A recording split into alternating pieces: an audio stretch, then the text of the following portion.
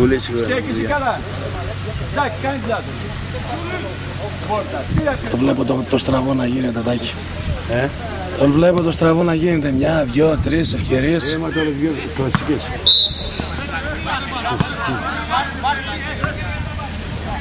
Φαίνεται ότι είναι μικρός ο παίκτης.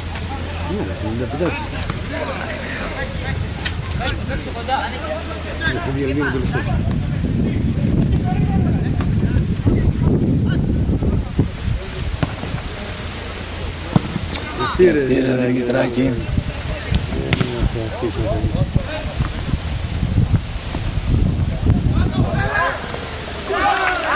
Μπράβο Σιμάο. Μπράβο Σιμάο, ωραίο γκολ. Δεν είναι Βαρινιάρης, είναι ωραίος είναι. Σίγουρα. Άκου. Θέλει προπόνηση. 94 με τα προσόντα του Σιμάου στη νέα του περίπου δεν έχει. Θέλει προπόνηση. Αλλά θέλει να έχει όρεξη να παίξει μπάλα και να πάει να δουλέψει. Θέλει προπόνηση. Εγώ ξέρω τι θέλει. Έχει πολλά καλά Σου λέω με τα προσόντα του 94 και λίγα είναι. Εμένα μου θυμίζει πολύ το Μπενζεμά της Ρεάλ. Καταρχάς είναι άφετος. Δεν έζησε φόβο, είναι παλίκαλος. Φοβάται την μπάλα στο κεφάλι. Δεν το βάζει. Είναι θέμα συνείδησης.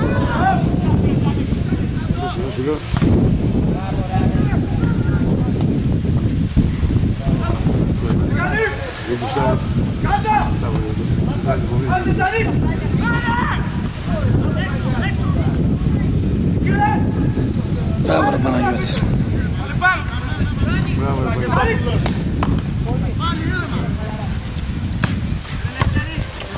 Άρα Ελευθεράκη. Δεν έχει πάσα αυτό το παιδί με τίποτα.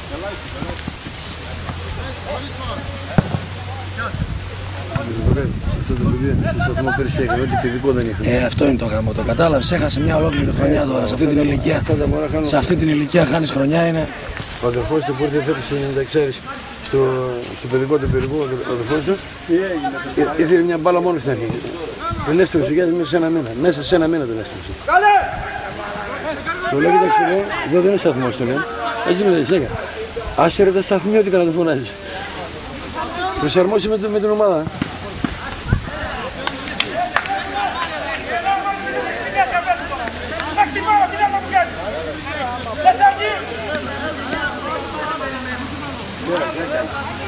Έχει δει και τώρα ο Λευτέρης που φωνάζει.